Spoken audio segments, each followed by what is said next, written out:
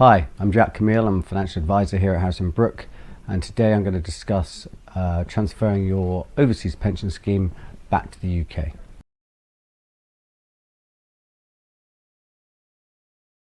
So depending on the type of scheme you're in and the location is the biggest factor here, because that will actually decide whether or not you can even transfer back to the UK.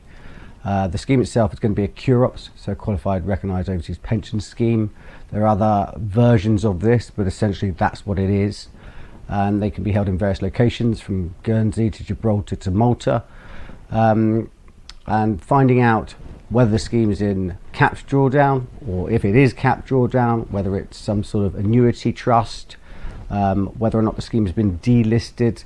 These are all important factors in order to actually figure out whether or not you will be able to transfer back to the UK.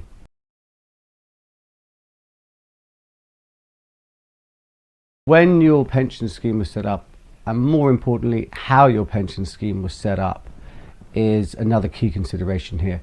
Most of these schemes have been set up with a life insurance bond within the QROPS, within the trustee, and that will have been set up on a commission basis. So it's most likely that the bond itself will have been paid out commission to the advisor and the funds. Depending whether this is a 5-year, 8-year or 10-year commission setup will dictate what sort of surrender charges are involved. So that would be the second thing to address here.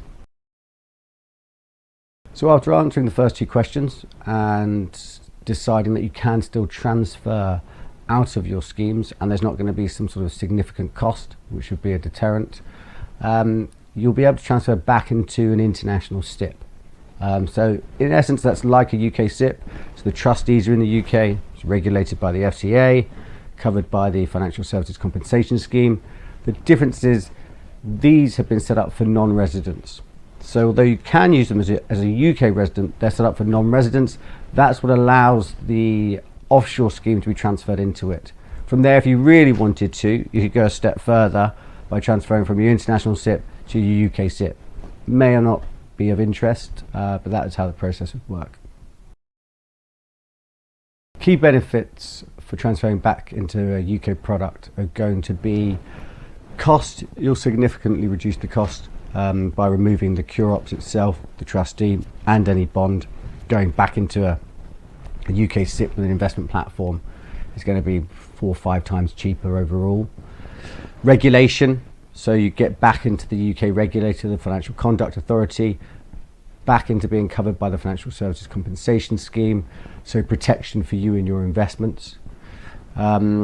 Flexible access, if you don't have it already. Some of these schemes, especially ones based out of Gibraltar, for example, won't allow flexible access, and you would be in a capped drawdown, although this just requires some additional advice in order to transfer out of them. Functionality, so you're back into a UK SIPP, so the way it's going to pay you is it would hold back any tax that's due, reports directly into HMRC, provides you with a pay slip.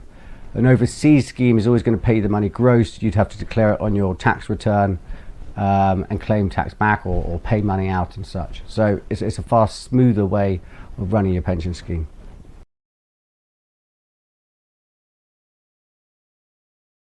Well, if you're not intending to stay in the UK for the long term, then it's probably not going to be the best solution to move your pension provider there. That's a starting point. So it really depends on if you're sure you're going to be retiring in the UK and you're back there for good.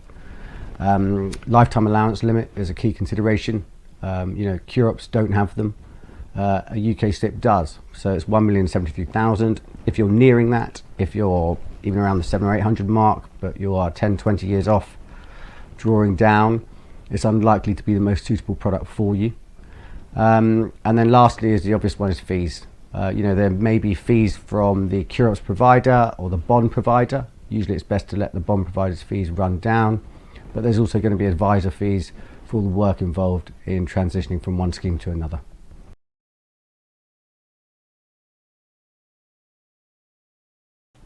From a transfer perspective, there are no tax implications. It's a pension to pension transfer, so there's no liability there whatsoever.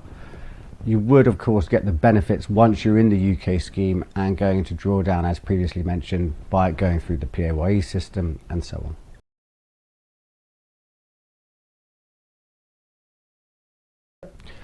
If you've got an overseas pension scheme and you'd like some advice, just get in touch.